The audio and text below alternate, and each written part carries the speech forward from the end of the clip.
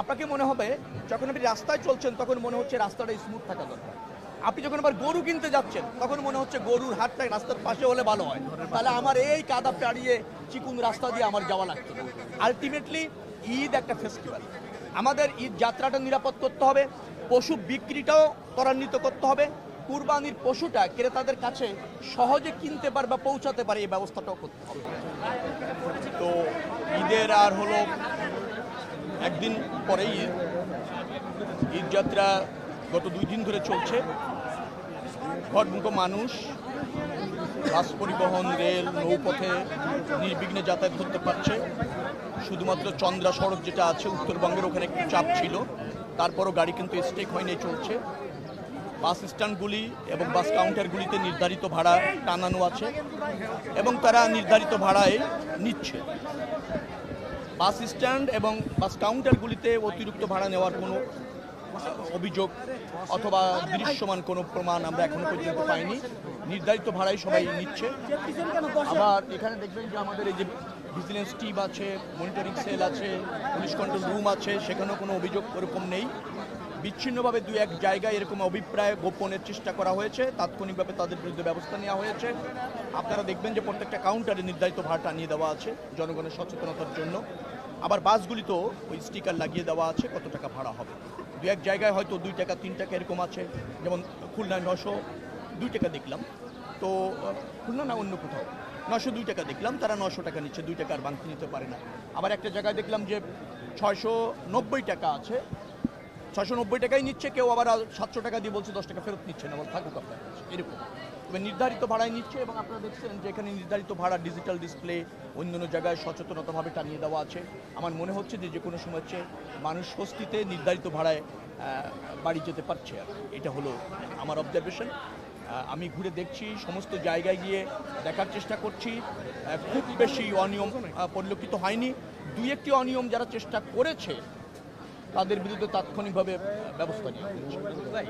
Mobile court আছে, আমরা অনেক জায়গাতে এরকম পেয়েছি যে 300 টাকা 400 টাকাও বেশি ভাড়া নেওয়া হচ্ছে, অভিযোগও আছে। আপনি জায়গার নাম বলেন তো, আমি একটু প্লিজ আমি আপনি যেখানে অভিযোগটা পেয়েছেন কোন পরিবহন নিয়েছে, কোন কাউন্টার থেকে নিয়েছে আমাকে একটু জানান। আমি খুবই খুশি হব, আমি তখনই বলবো যে না, সাংবাদিকতা রাইট ট্র্যাকে চলছে। আপনারা যেমন কষ্ট করছেন আমরাও কষ্ট করছি, আমাদের উদ্দেশ্য একটাই, মানুষ যাতে নির্ধারিত ভাড়ায় যেতে পারে, সেজন্য ভোগান্তির শিকার না হয়। আমাদের কিছু সীমাবদ্ধতা আছে, এটা অস্বীকার করা যাবে না। যাত্রীর তুলনায় পরিবহন কম, 3 দিনের মধ্যে 1.5 কোটির উপরে লোক ঢাকা ছাড়তে চায়। অনেকে আছে আগে অ্যাডভান্স টিকিট করেনি, সে এভাবে অভ্যস্ত না। কালকে ছুটি হয়েছে, কালকেই সে লাগেজ নিয়ে বাচ্চা নিয়ে ছুটেছে যে কোনো একটা গাড়িতে উঠে যাবো, 100 টাকা বেশি হলেও দেবো, অসুবিধা নেই, কিন্তু আগে তো সে টিকিট কাটে।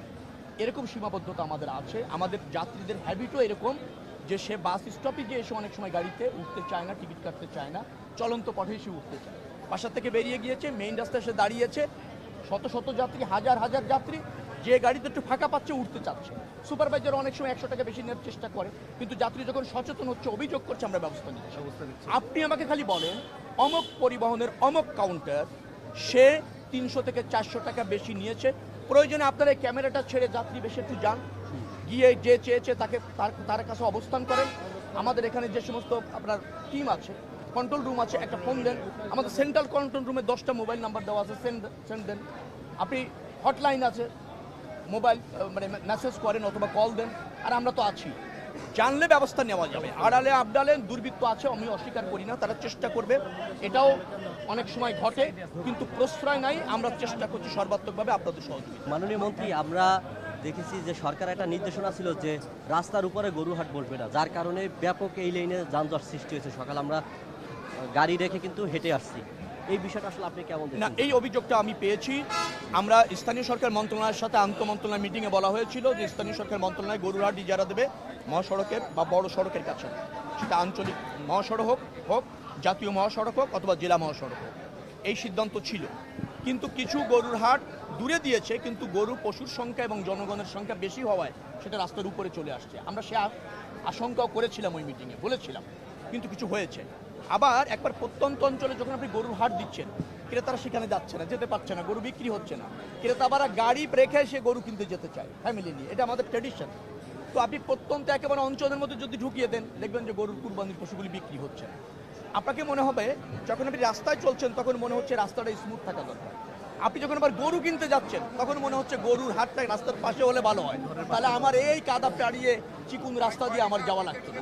আলটিমেটলি ঈদ একটা ফেস্টিভ্যাল, আমাদের ঈদ যাত্রাটা নিরাপদ করতে হবে, পশু বিক্রিটাও ত্বরান্বিত করতে হবে, কুরবানির পশুটা ক্রেতাদের কাছে সহজে কিনতে পারে বা পৌঁছাতে পারে এই ব্যবস্থাটাও করতে হবে।